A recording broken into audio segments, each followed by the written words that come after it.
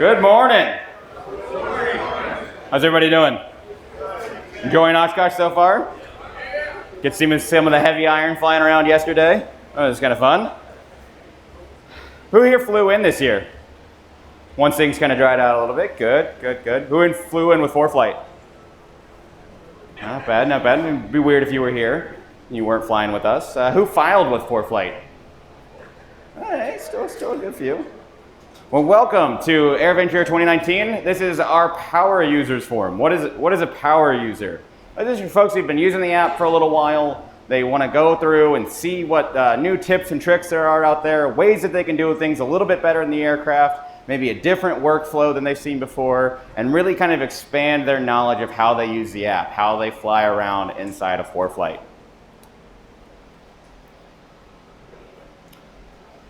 My name is Thomas Darty. I'm the data operations lead at ForeFlight. What that basically means is I'm the one who puts the little red badge icon in the lower right-hand corner of your app every 28 days so that you're nice and legal and ready to go. Real quick, I want to point out that these classes, all of our ForeFlight forums, qualify for Wings credit. If you're not familiar with that program, you should be. It's a good way to skip out on your next BFR as you go through. So that link right there will take you to the information to sign up for Wings credit for any of the ForeFlight classes that you take at this year's Oshkosh, and that way you can work towards getting that next BFR taken care of. Real quick, I just want to talk a little bit about who ForeFlight is. We were founded in 2007 by Tyson Weiss and Jason Miller, a couple of pilots with software background. And they saw a need out in the market for us to get away from paper charts and calling the flight service station to file, and they thought we could do just a little bit better. 2007 is the year that the iPhone came out, and suddenly this revolutionary technology and this idea came together, and now I don't even know if you can get paper charts most places. We're going to start off with what's new in ForeFlight. We like to start off all our presentations with a quick little overview of the new tips. We're going to see a lot of these tools in use in our cross country here a little bit later. We've added Alternate Advisor into ForeFlight. This is an ability for us to suggest airports that might work well as alternates on your next cross country. A great tool to use if you're unfamiliar with an area. You don't know what other airports are nearby. We've added takeoff and landing performance calculation information. This is going to be ForeFlight running through your POH in the aircraft to figure out what your ground roll is, what your speed over your 50-foot obstacle needs to be. All of that's going to be done automatically for you by ForeFlight, just speeding up the calculations there. That way there's less excuses for just running the worst case scenario and will work. We added route line into profile. This allows you to see your altitude and your waypoints as you go through and run through your profile view in your cross country.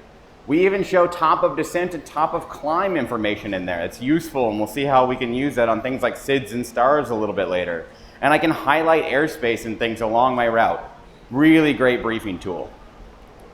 Speaking of briefing things I'm not as familiar with, we also recently added Airport 3D.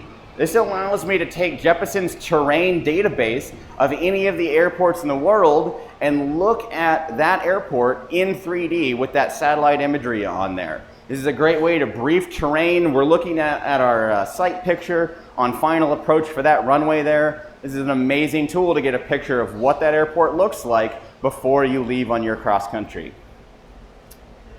We added breadcrumbs. This is a long time feature request. We finally were able to get into the app in a way that we really like.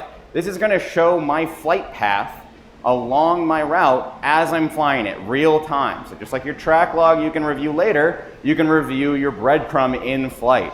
This is a great tool for teaching, for seeing where you flew over, how many turns and hold did we do. I can see all of that information right there. And I can save those breadcrumb tracks as a separate track log if there's something in particular that I want to look at. We totally revamped our documents page here. So we totally changed how the documents catalog works. We organized it into drives, so things are a lot easier to find in there. And then we brought all that great functionality over to the iPhone. With the new larger sizes of the iPhone, it's much easier to see and read those documents on those larger devices. So we wanted to make sure that everything you have on your iPad, you're going to sync all your annotations and things like that over to your iPhone so you can use that in flight with your documents. Speaking of annotations, we recently added map annotations. This is the ability for you to draw on the charts, on the map. These are drawn in what we call map scale, which means that they stay where you wrote them. So you can pan and zoom around. It's a really great way to, highlight a tower or a VFR approach point here we've got on the sectional. As I fly towards it, it's going to stay right there. I like to use this for clearances and things like that. We'll see a little bit later on. We released an entirely new app this year called Passenger.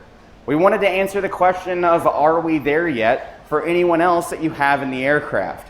So we released an entirely new app. It's for free in the App Store.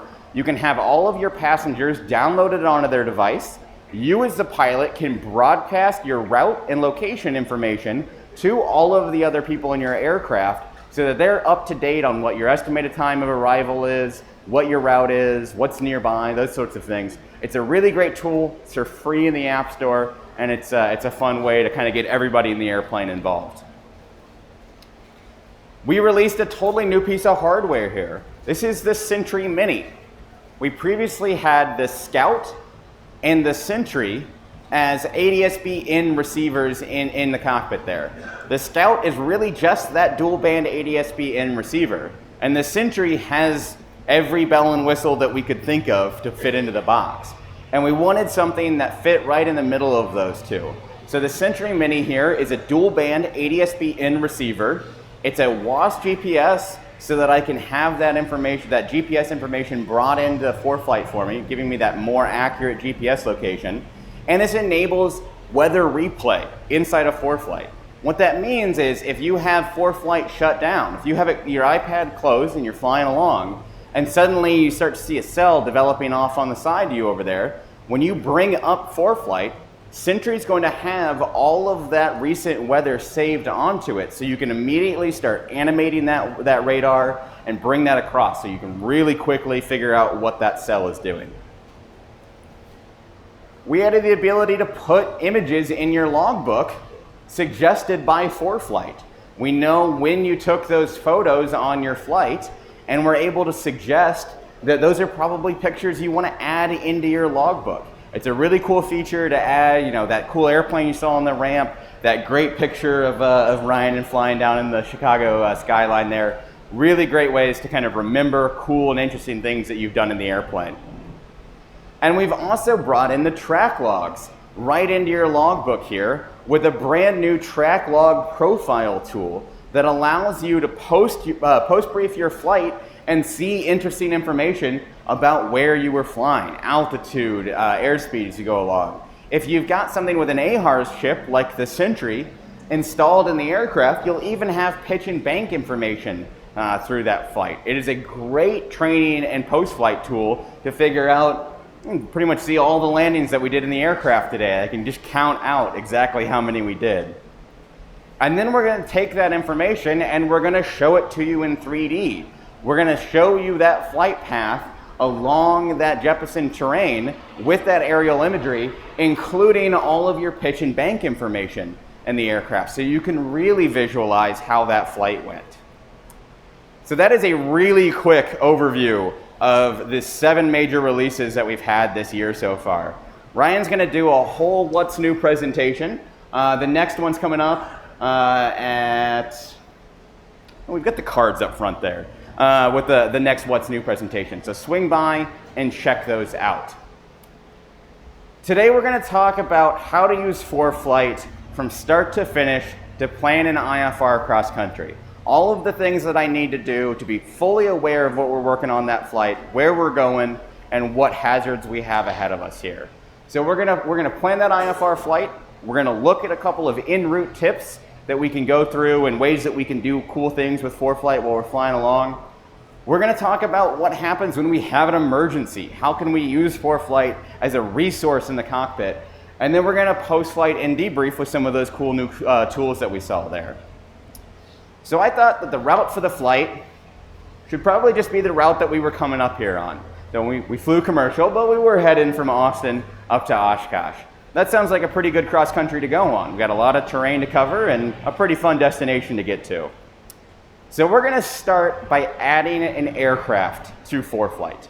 We wanna make sure that we have an aircraft added to our profile in ForeFlight so that all of the performance information for that airplane is used in the calculations of our time, our fuel burn, any of that information. So we're gonna start on the More tab in the lower right-hand corner, the aircraft section along the left-hand side, and we're gonna hit the plus icon in the upper right-hand corner. So we're gonna create a new aircraft today. There are two pieces of information that ForeFlight needs from me to add a new aircraft. I need a tail number for that airplane, and I need an aircraft type. And we're gonna help you out on this by giving you the ability to search through all of the registered aircraft types by name, by code, by just the common name of the aircraft there. Whatever you have about it, we're gonna search and show you all the airplanes that match it. Now looking for my SR-20 here, I see a couple of blue notes underneath all of those types of aircraft. And they're letting me know things about the information ForeFlight has about that airplane. So for the SR-20, I've got a couple of ForeFlight performance profiles. These are the in-flight profiles that I would find in my POH that I would use to then plan my cross-country with. And that's what ForeFlight's gonna do so that all of our numbers are correct. And then underneath, it's gonna tell me that it supports landing and takeoff performance. We're gonna take a look at that because that's gonna be interesting for us flying into these airports. Let's select the aircraft that we want. And then it's gonna take us back to the main page and I can look at those performance profiles more in depth. So those should look pretty familiar if you're used to that POH. These are the cruise tables that normally I would go through and interpolate all of that data as we go along. These ForeFlight performance profiles are gonna give me accurate information for any weight, any altitude, and any temperature as I fly the aircraft. So we're doing a lot of interpolation to give you those numbers across. 75% power is the usual cruise for us in the aircraft. But I have a couple of modifications to my airplane. How can I tweak that profile so it gives me the most accurate numbers of how I fly and how my aircraft flies? So I can go into the details for that. I can see my takeoff and my descent profiles there, the same ones that I find in my time, fuel, and distance to climb and descend tables. And then I have my bias sliders there. Those allow me to tweak the percentages on those ForeFlight performance profiles to match my exact aircraft. So what we recommend is go fly with the default profile on there 5-10 times. Write out your actual burn numbers for your aircraft versus what we have in the profile here. And that way you wind up with a really nice average so you can adjust your bias sliders to give you that most accurate information as you're doing all of your planning.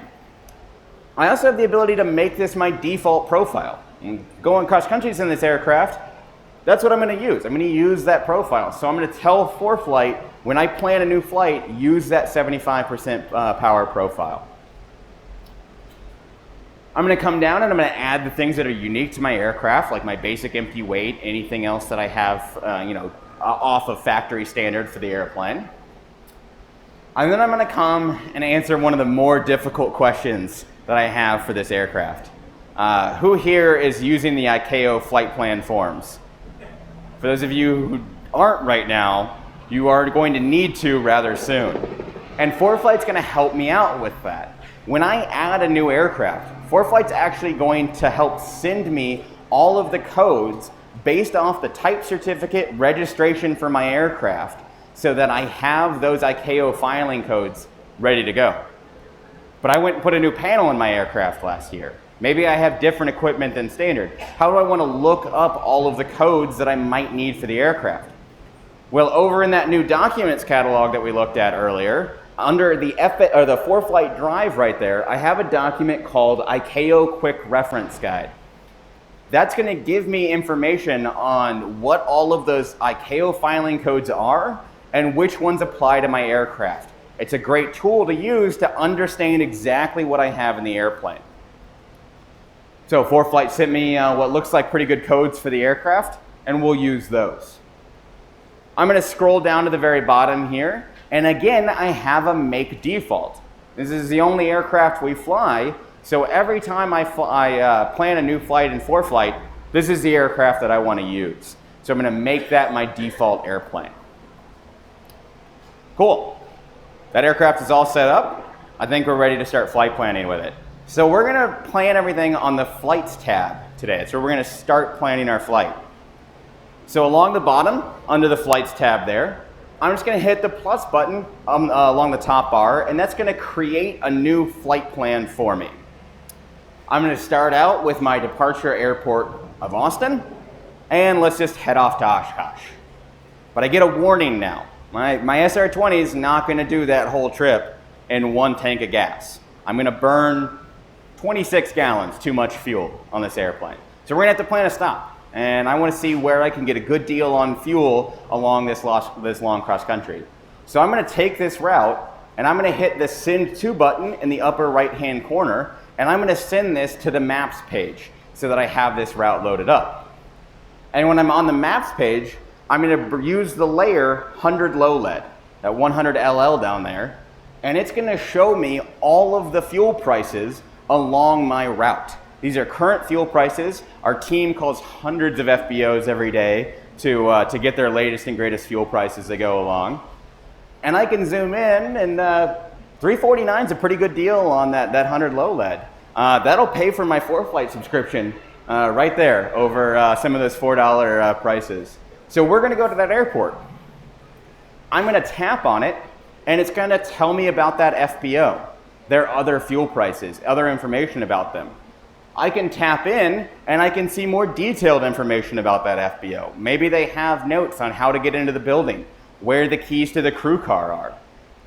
I can give them a call. I've never been there before. Maybe they have a procedure that I want to know about. Once I take that crew car out of the airport, how do I get back to that FBO? Drop it off. I've got turn-by-turn street directions to that FBO right there. And I can send them an email. Maybe the day of my flight, I want to send them off a reminder that I'm coming in, and we're going to bring out the red carpet for me as we bring in the Cirrus. I can also look at comments that other ForeFlight users have made about that FBO. I can look in and see if they have any tips for getting in and out of the airport. Maybe they had great service. Maybe they didn't have great service. The reviews look pretty good for this FBO. That sounds like a good deal for me to use in my cross country. Price is cheap, and people seem to have a pretty good time flying in. If for whatever reason they recently changed the fuel price, you can do us and every other pilot that flies with ForeFlight a huge favor. You can tap that update fuel price button, and you can send us a report about the new fuel price at that airport. Really help the whole flying community stay up to date on all of the new price changes around the country. So that sounds like a good airport. We're going to come in, and I'm going to change my destination to that field so we can get some fuel. I'm going to scroll down here, and I'm going to look at a route. I've never been here before, and we're flying on an IFR cross country, and we're going to let ForeFlight do all of the heavy lifting for planning a route that's going to work for us to that airport. This is going to bring up my route advisor. I have a couple of different options in here between these airports. I've got my ATC cleared section on here, and these are recently cleared flight plans from ATC between these two airports. I can see when they were filed, and I can see the aircraft that flew them.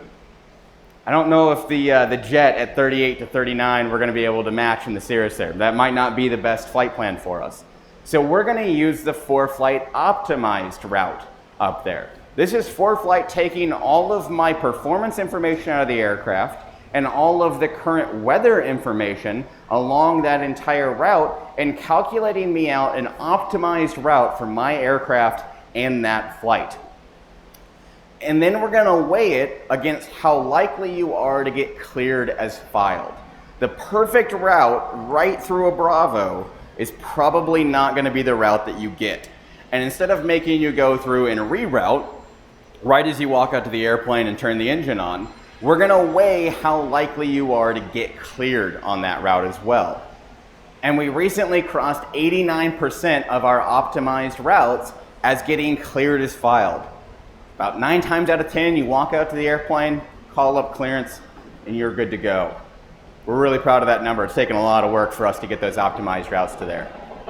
So that looks good. I can see it previewed up on my map up top there. You can see all of my waypoints, and we'll select that route. ForeFlight's going to tell me that it's a different altitude than my default altitude as I go through.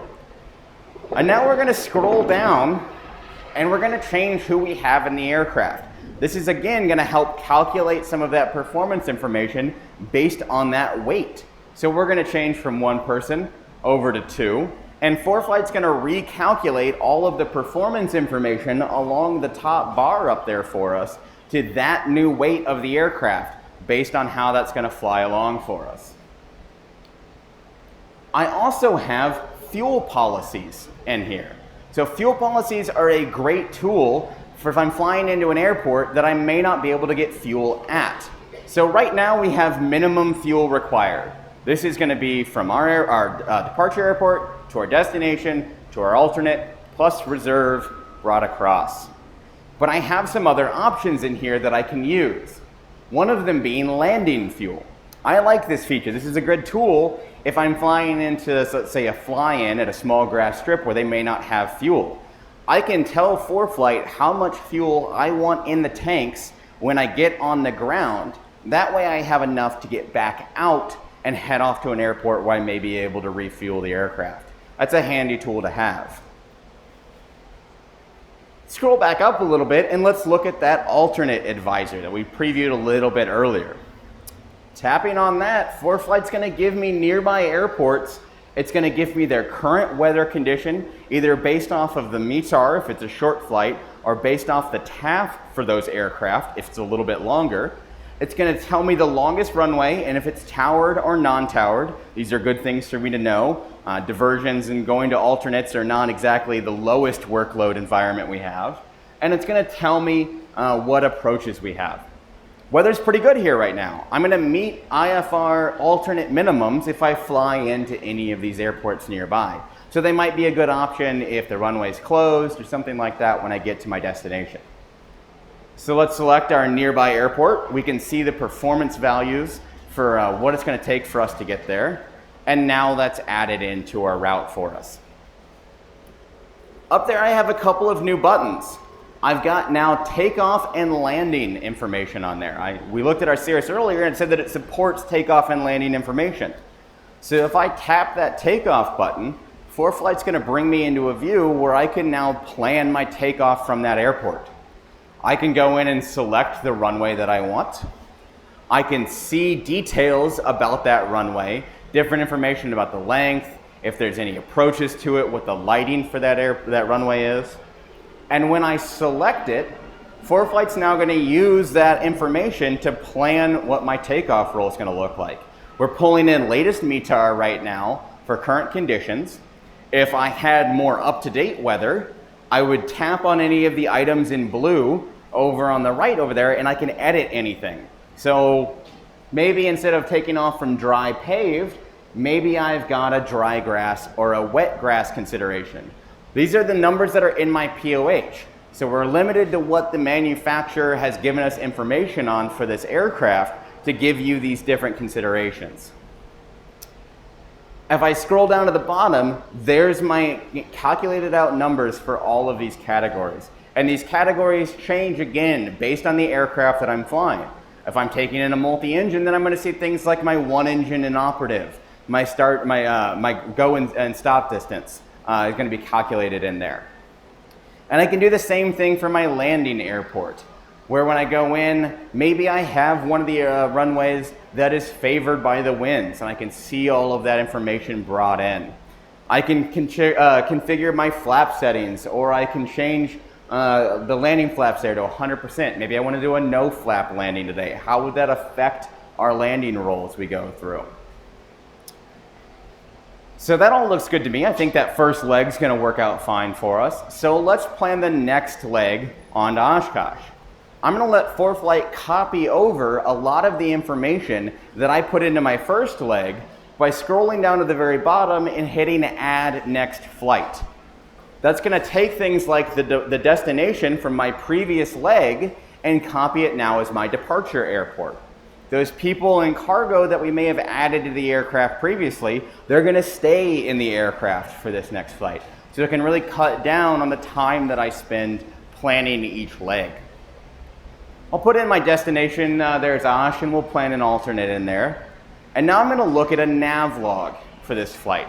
So ForeFlight can generate a professional nav log that I can print out and keep in the aircraft with me with a lot of good information if I needed to give this off to flight operations. I wanted somebody at home to know what our route was going to look like. I've got tons of information on here, including my favorite block, and that is other altitudes as we're flying along.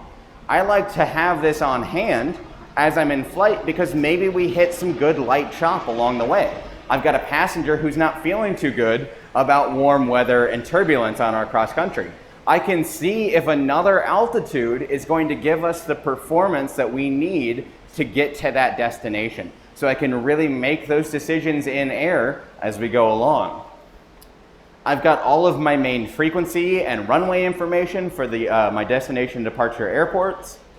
And I've even got the diagrams for those airports saved in here. Again, another great tool to have that briefed and ready to go inside of the aircraft. I'm also going to need to get weather along this route. So let's hit the briefing button right next to Navlog, and ForeFlight's going to go out and grab a weather briefing for me. We often get asked, is this an official weather briefing? And what you mean by that is, can I prove to the feds that I got a weather briefing? And with the ForeFlight briefing, you can. It's going to be saved and recorded onto your device for use in flight if you want to look up any weather information. And a record of it is saved with us at ForeFlight. So if anything were to happen to that device, you could still prove that you had gotten a weather briefing in there. It's got some great functionality in here. Here we're looking at METARs along our route. I can look at TAFs that are all along the route, and ForeFlight will actually tell me what block of the TAF is active based on my departure and cross-country performance information, so that I'm not having to translate Zulu back into local and my departure time and my time to that waypoint. ForeFlight's going to do all of that for me. Oshkosh is a pretty busy airport right now. I'm going to want to learn as much about that airport as I can. And I can do that pretty quickly by hitting the info button next to the airport that I'm interested in. And right away, ForeFlight's going to tell me that there is a NOTAM that I probably need to know about here. We've got 2 runways closed going into Oshkosh right now. So I can tap on that alert and I'm going to see those pertinent NOTAMs. It's a really quick way and a good way for you to be up to speed on things that could get you in some real trouble if you tried to go land on the warbirds over there. If I want to see the rest of the NOTAMs for the airport, I can just go through and tap the button along the top, and now I can see the information on TFRs and other NOTAMs just for the airport in the area. And I have a new button right next to that button that says 3D view. When I tap on that button, it's going to give me that aerial imagery of the airport overlaid on terrain so that I can pan and zoom around and I can brief what my view looks like on approach coming over the lake as we go into runway 27. A really great tool for us to pre-brief that airport, get familiar with it before we ever leave the ground. So that looks pretty good. We've got a route. We've looked at our airport, we're familiar with the NOTAMs as we come in. I think we're ready to go. So let's go file this flight plan. And instead of taking any of this information, that long route that we had ForeFlight planned for us there, and copying that into a different program or calling up Flight Service Station, I can file really quickly just by hitting that Proceed to File button in the bottom right-hand corner. ForeFlight's gonna generate an ICAO flight plan form for me here, using all of that ICAO filing code information that ForeFlight sent you earlier and giving you that form ready to go. So all I have to do is hit file and I've sent that flight plan off to the FAA. But that's not it. ForeFlight's then gonna look for that flight plan in the system and it's gonna get updates about that plan and keep you informed about any changes that you might run into. So we're going to help you get those ICAO filing codes. Make sure that your aircraft is set up correctly. We're going to send you adverse weather conditions that pop up along your route after you filed, so that you're familiar with that new SIGMET that popped up right in the middle of your flight.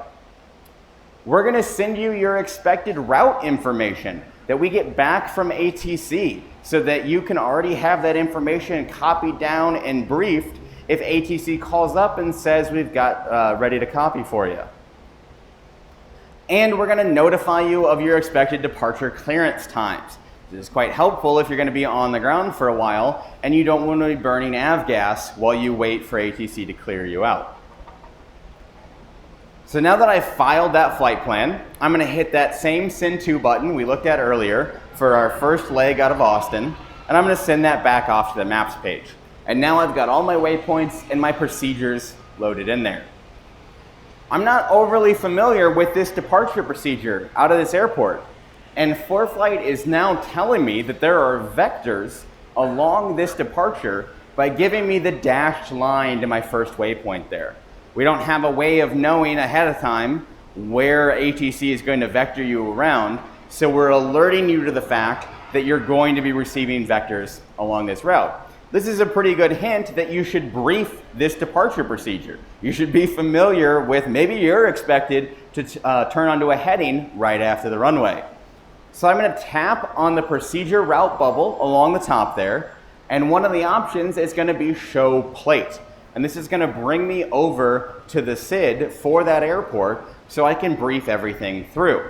If I have a Jeppesen subscription and I've got one of their new geo-referenced SIDs on there, it'll bring it directly onto the map for me so I can see a geo-referenced version of this exact same procedure from Jeppesen.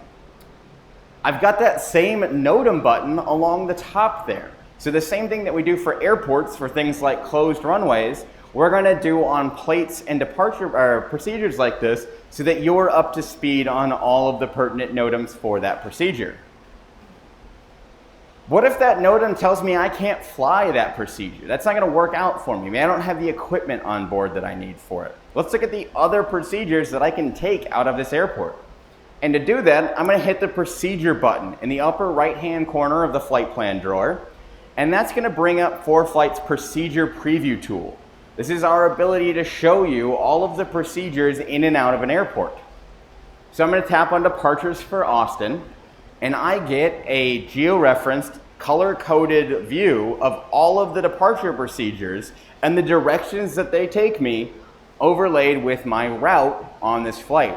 So it's very easy for me to see what procedures are going to work for us, and then I really don't want to fly the Palms 2. It's taking me in the wrong direction. I can select the procedure that works best. I can see all of my transitions so that I see how those are all laid out. We've all looked at an FAA the departure procedure, and the transitions are 200 miles away in some random location. This is going to make it much easier for me to infer where all of those procedures are. I'm going to select the transition that works for me, and ForeFlight's going to replace that procedure. Now, looking at my destination airport, you can see that ForeFlight's already giving me an interesting piece of information here. I told ForeFlight that we were going to use runway 36 when we looked at our takeoff and landing performance information. So it's telling me what the final approach for that runway looks like. This is great if I'm coming in visual. ATC may tell me that I'm going to get a left base onto the runway. Now I've already got that loaded in, and it's very easy for me to make that turn. Make sure that I'm lined up for the correct runway. But let's look at flying an approach in. So I'm going to use that procedure preview again, and I'm going to look at the available approaches for the airport.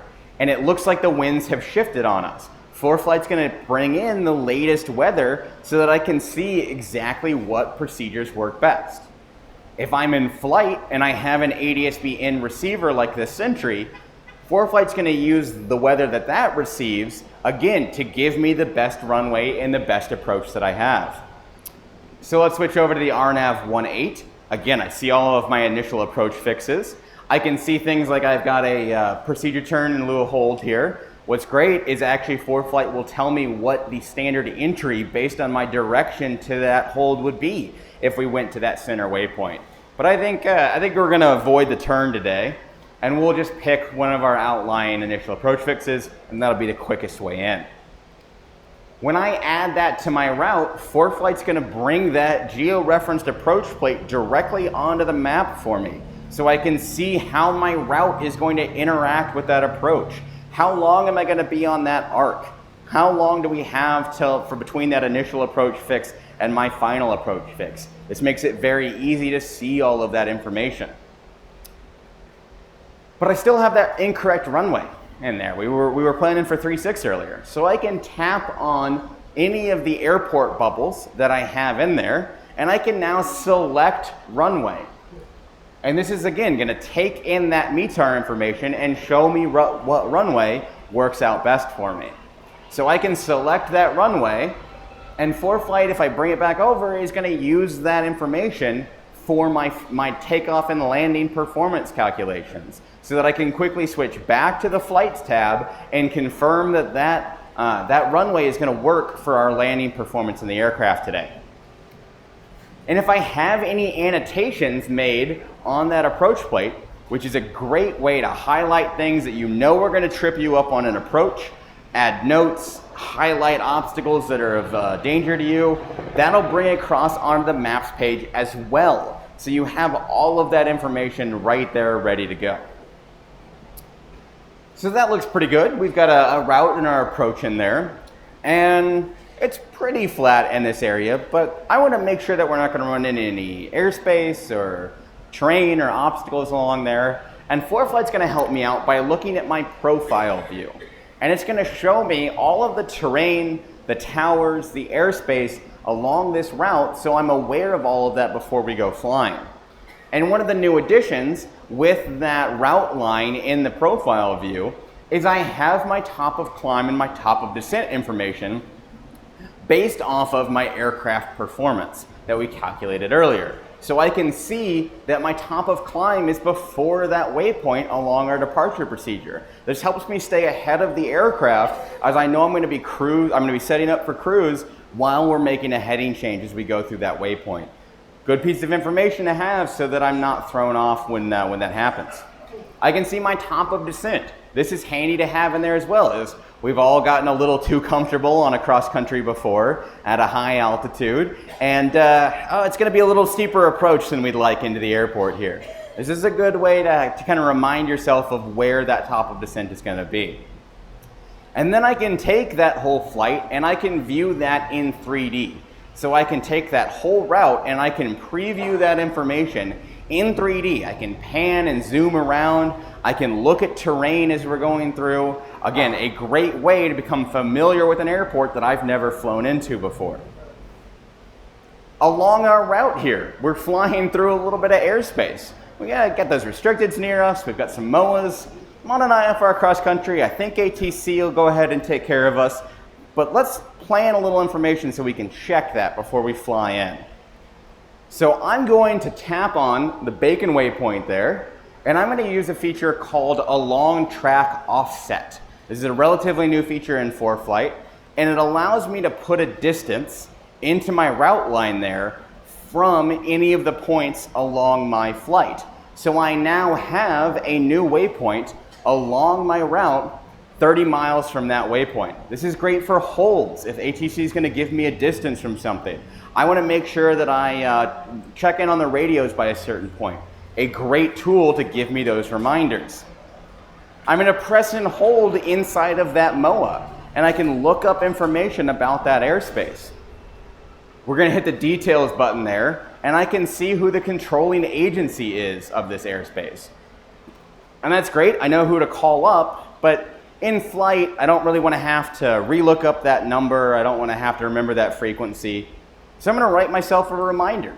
I'm going to use the new map annotations tool that we have to write the frequency of the airspace that I need to fly through right at that waypoint that I wanted to call up there.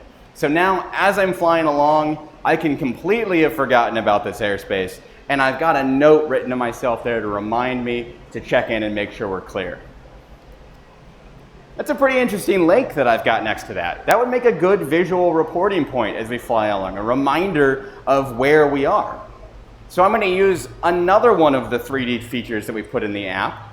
I'm going to press and hold over that airport in my performance profile plan here, and now I have the 3D button in the upper right hand corner. And it's going to allow me to preview any spot around the world with that same aerial imagery that we looked at earlier. So this is a great way to get an actual view of what that lake looks like, not just the base map on there. It's really helpful so I have that sight picture in mind when we fly over that lake. Cool. I feel pretty good about the route. We've planned it, we've seen any hazards we have. Let's get ready to go fly the airplane. And before we take off, we're gonna have to run through a few checklists. We've got to get the aircraft ready to go. And ForeFlight can help me out with that. On the More tab, the checklist section, I can add in my aircraft and have all of the checklists for that airplane brought into ForeFlight. And ForeFlight can help me run through all of those. So we're going to look at our before taxi check here, and I'm going to add something new. I really like the track logs in ForeFlight. I use that a lot post-flighting our lesson or our cross country today. So I'm going to add a note in here by hitting edit, and I'm going to add a new check item to make sure that our track log is turned on before we start taxiing the aircraft. That way I have that reminder that it's going to be logged and ready to go. I'm going to make sure that our passenger on this flight is all up to speed and knows when we're going to get into all of our all of our airports. So I'm going to go to the More Passenger section, and I'm going to press Enable and Start on Passenger. That way my iPad is going to start broadcasting to any of the nearby passenger apps what our route is and what our time to the destination is. That way that my passenger knows exactly where we are. If I update this route, if we have to go somewhere new, they're going to get an update on that so that they're up to speed. Cool. That looks pretty good to me. Airplane checks out. Let's go fly. Those vectors from ATC turned out to be a little bit more than we were anticipating. We're pretty far off right now. And ATC is going to be like, cool, resume on navigation. You're good to go. So how do we get back onto our route? I'm going to use a feature under the Settings tab on the map there called Track Vector. And this is going to give me a line out in front of my aircraft based on my current ground track of where I'm going to be in the future. And it makes it very easy for me to identify the intercept angle that's going to work for us to get back on that route. And because it curves as I make turns, it predicts the curve of that ground track, I can use it to very smoothly intercept that track. So if I've got a passenger in the back who's not feeling very good, I can really smooth those flights out, the turns out. But now I'm on this leg and I was so far off, ForeFlight wasn't able to figure out that we passed that last waypoint. So I need to activate that next leg so that ForeFlight continues to sequence as we go through. I can just tap on the route line of the leg that I want to fly, and I now have several options that pop up. I have direct to the next waypoint. I can remove the next waypoint, let's say if I want a corner cut around something, or I can activate that leg by typing fly leg. And that way ForeFlight will continue to sequence as we go through. Let's look at that same scenario a little different. So we're a little bit further back when we get that resume on navigation. I want to go direct to our next waypoint there, the Munch waypoint, and I have a couple of ways that I can do that. I can tap on that route, the route line, just like we looked at earlier, and I can hit direct to Munch, and it will clear out everything before that waypoint, give me a direct to vector to it, and keep everything else in my route. I can also go to the nav log as part of my, my edit box up, my flight plan box up there, and I can tap on the arrow that points to the waypoint that I want to fly to, and I will get a new box that pops up and tells me to do the same thing. So that now I have a direct to line to the waypoint that I want to fly to, and the rest of my route is unchanged. This is really great, again, if you're going to get a corner cut around a procedure from ATC. We're calling up a little bit later, and ATC wants to get a position report from us. We can use another tool on the maps page to answer that question a little bit easier. I can go to that same settings box and I can turn on distance rings. And these are rings around the aircraft with my track vector, those little green triangles along there. And I can have this set to a lot of different distances in there. We have it set to automatic distance. So as I zoom in and out, the rings will get bigger and smaller, making it very easy for me to identify distances between points. It's pretty quick for us to say, oh, we're about 16 miles from LHB right there. I can make that prediction a lot faster as we go along. And if I want to change the style of those distance rings, I can do it from more settings and the distance ring style there to change it to something like time. And we can see how that's useful in a little bit. This is one of my favorite situational awareness tools that we've added into ForeFlight recently. This is Glide Advisor, another one of those options that I have under that map settings tool. As part of that aircraft profile, we told ForeFlight what our glide ratio was. It's going to take our current ground track and it's going to go ahead and tell us where we can glide the aircraft from that altitude as we fly along. So if we were to have an engine failure right now, I would know that LHB is not an airport we're going to make it to. I'm going to need to turn around and head over to T35. Speaking of engine failures, what happens when we're flying along and stuff starts to not go very well for us? So we're a little bit further down our flight here, and man, the RPM keeps bumping down. I keep having to adjust the throttle. It's sounding a little rough. Something's not right with the engine. So we're going to go back to our checklist page here, and we're going to hit the little red triangle in the upper right-hand corner. And that's going to take me immediately out of whatever checklist I'm in and into the emergency section of my aircraft checklist. We're going to look at partial engine power loss here. And let's run through that checklist so that I can try and restore what I have in the aircraft. But I'm single pilot IFR losing power right now. That's a lot of workload for me to run through.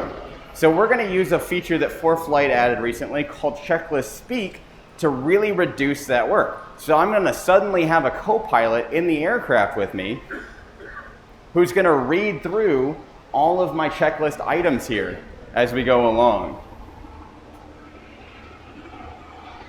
I don't think my co-pilot wants to talk very loud right now.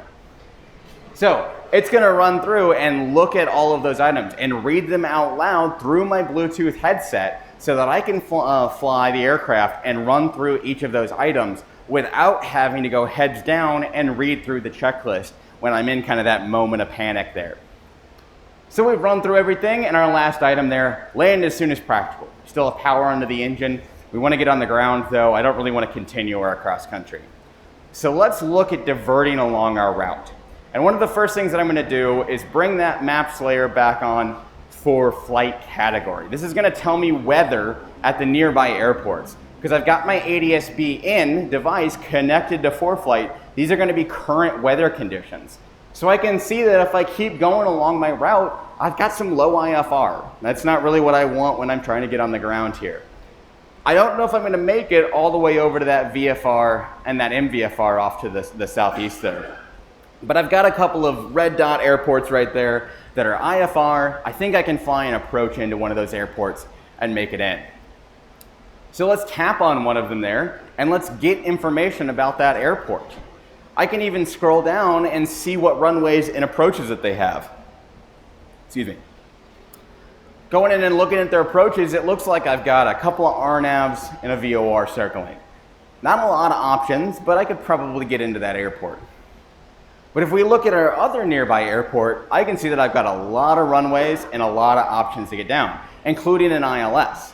You know, I got that loss of power. I really don't want to risk the missed approach. I'm going to take what's going to get me on the ground as low as possible, really ensure that I'm going to make it in on that approach.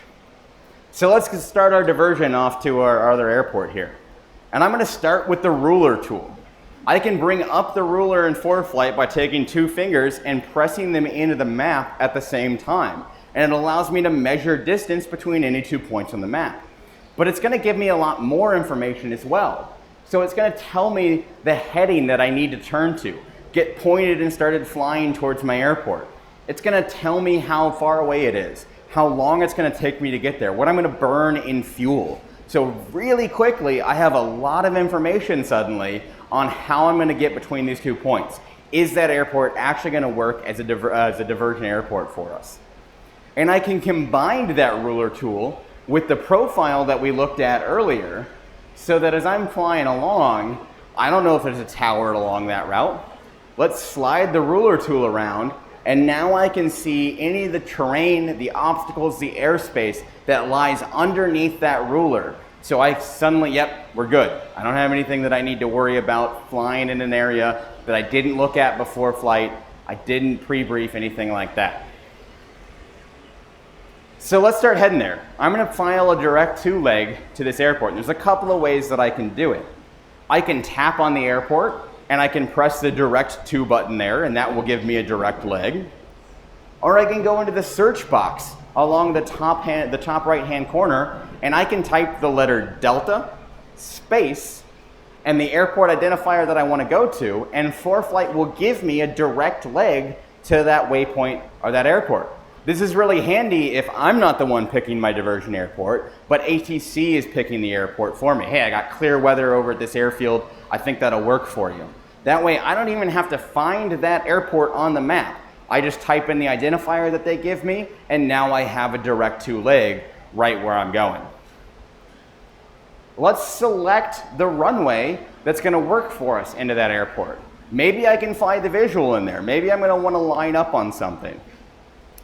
When I take a look at the airport, I'm again going to bring in all of that weather information from my ADS-B in receiver so that I know what runway is going to work out best for us.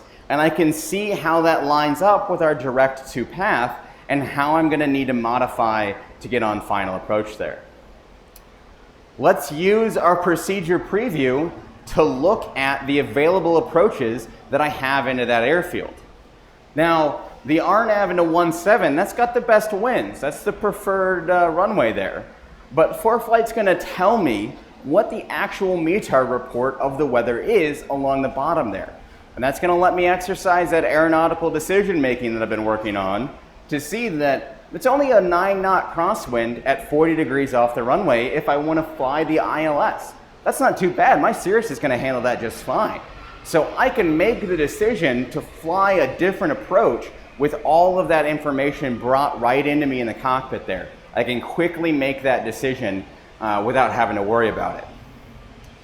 It's going to let me select any of the waypoints here. Now, we're going to go ahead and select the vectors to final. I'm going to let ATC do the heavy lifting on our approach end. And it's going to give me a final approach vector out the back of the approach plate there. Again, allowing me to easily see how I'm going to line up on that final. I can use things like our track vector we looked at earlier to really bring myself in on that final approach vector. That way, my low glider is not shooting from full deflection to full deflection as we go through, and I'm distracted trying to keep the engine running. I can add additional situational awareness to my plate here. I'm going to use something like our distance rings set up in time so that I can keep ATC apprised of how long it's going to be till we get to the airport. Here, we've got our 10-minute ring right over the airfield there. This helps me kind of plan out when am I going to need to do final, my descent checklist, my final landing check.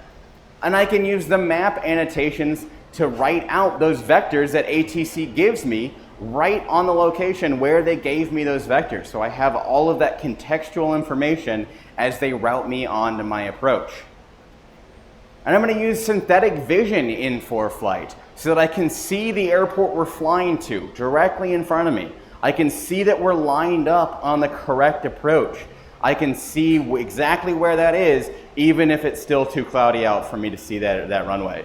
When you're single pilot IFR flying around, just knowing that you're pointed at the correct airport is a huge relief to know that all of that's out there. And those are just some of the tools that ForeFlight's going to use to help me deal with what would otherwise be a really high workload scenario into an airport that I hadn't planned for, I don't know anything about. I can use a lot of those tools in the airplane to make sure that we make it on the ground safely. And once we're there, I'm going to want to look at that. I'm going to learn from that experience. I'm going to use some of the post-flight and logbook tools we have to really expand my knowledge of how we can go about all of this. So we're going to look at my BFR from a couple of years ago here. So there's our flight out of Georgetown, and we went out and did some landings there. And Chuck will, my CFI, will tell you how many landings we did. Or I can just go through and look exactly at my track log vector here, or my track log profile, and I can count out exactly how many times we landed that aircraft as we go through. And I can actually pinch and zoom in, and I can tell you how consistent I was across all of those landings. Not terrible, passable for sure.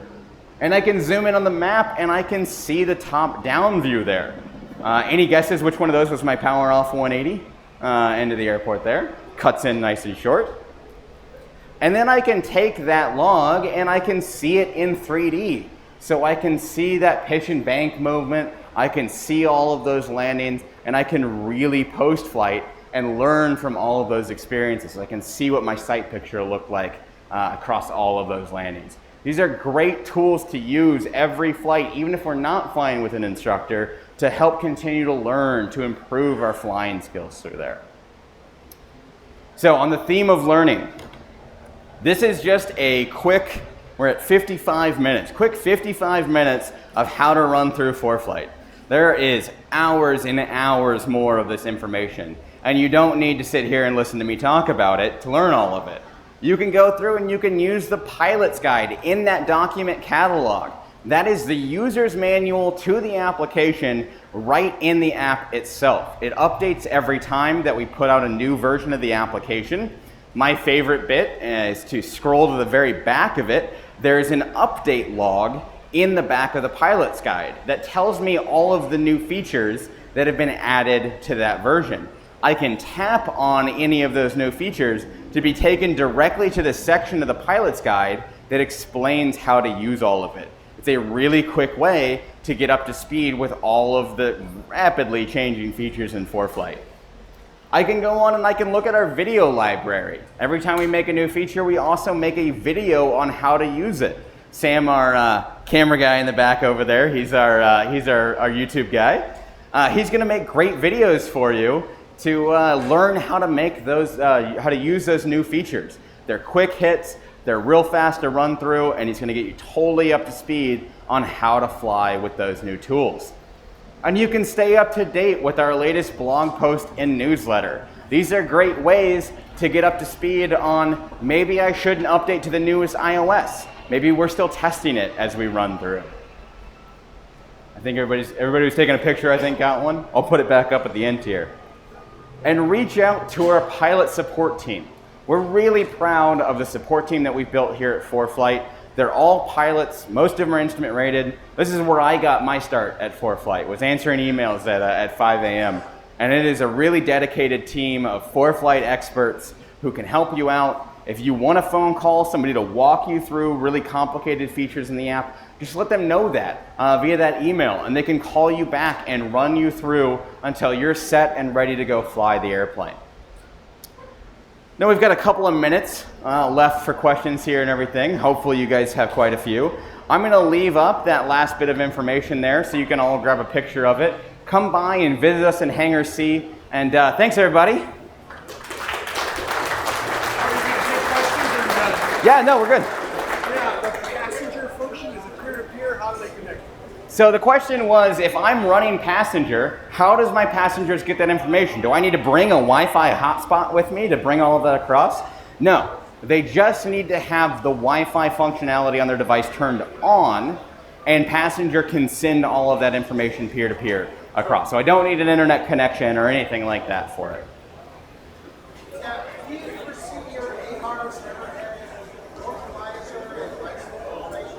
The question was, if I have a Sentry or an AHRS device in my aircraft, could I ever use that to bring across ILS localizer information to the airplane? There's nothing preventing us from putting that in the aircraft, but the FAA probably isn't going to certify an installed panel in like that.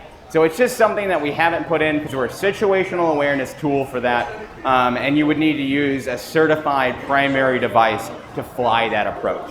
So it's not that it's not possible, it's just that the feds probably wouldn't be too happy with us.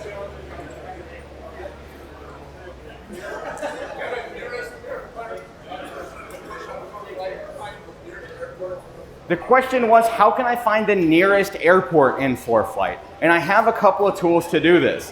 One of them would be in the instrument panel along the bottom there. I tap the little speedometer icon along the top of the maps page to bring that up.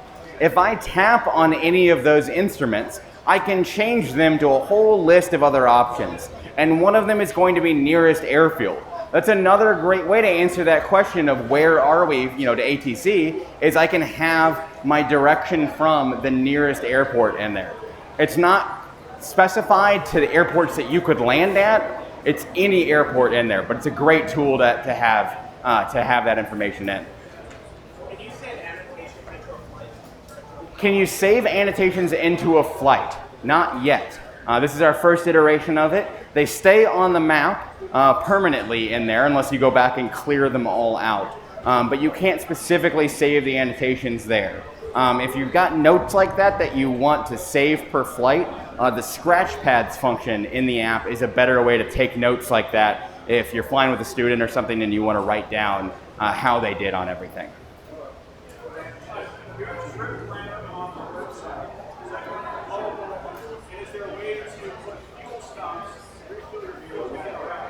So one of the options, or one of the questions there was the ForeFlight web product, the trip assistant feature in there. Is that coming to mobile anytime soon? And I hope so. I like that functionality a lot. I don't have any dates on when we would release that.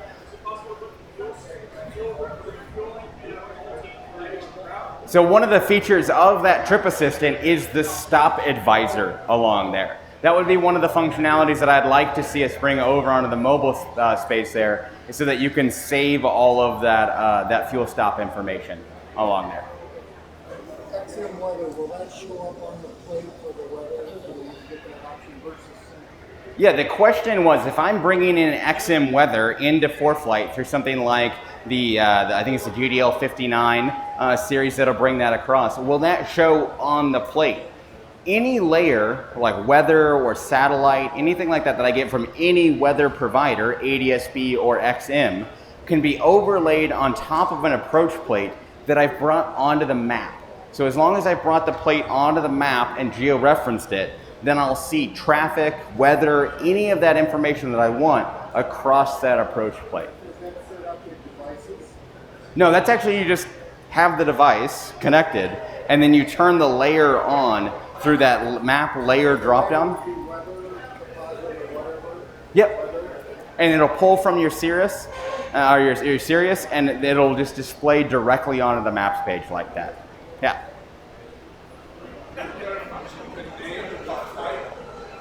Sorry, I can't hear. Is there a function to name a flight on all your list of flights? I got a ton of flights, and I like it quick.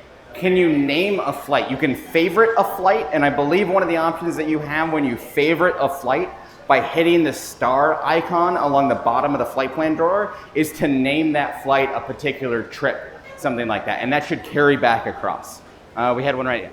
What version of ForeFlight do you have to access some of these features? So a lot of the features that we were looking at are in 11.6, the latest release, and some of them are in the Performance Plus tier. They're all kind of mixed in. It'd be good to go swing by the booth and get a breakdown of exactly where all of those features lie inside of the different plans. Yes?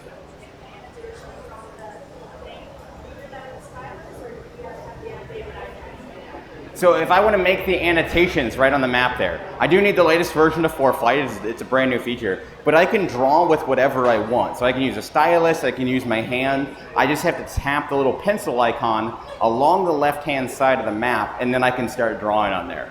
If I have an iPad Pro and one of the Apple Pencils, when I bring that Apple Pencil to the screen, ForeFlight's gonna automatically open the annotations drawer for me and allow me to start drawing directly onto the iPad. It's as close to paper as you're gonna get in the digital EFB world.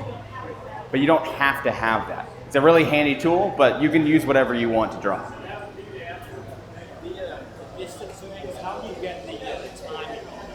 So in the distance rings, how do I adjust what they look like? Under the More settings tab in there, one of them says distance ring styles. That's where I can select from distance, automatic time, any of those different options in there. I think there's a question on if you have to use the Apple Pencil to draw. You have to use it if you want the automatic write function, but you can use any stylus on the device to write with.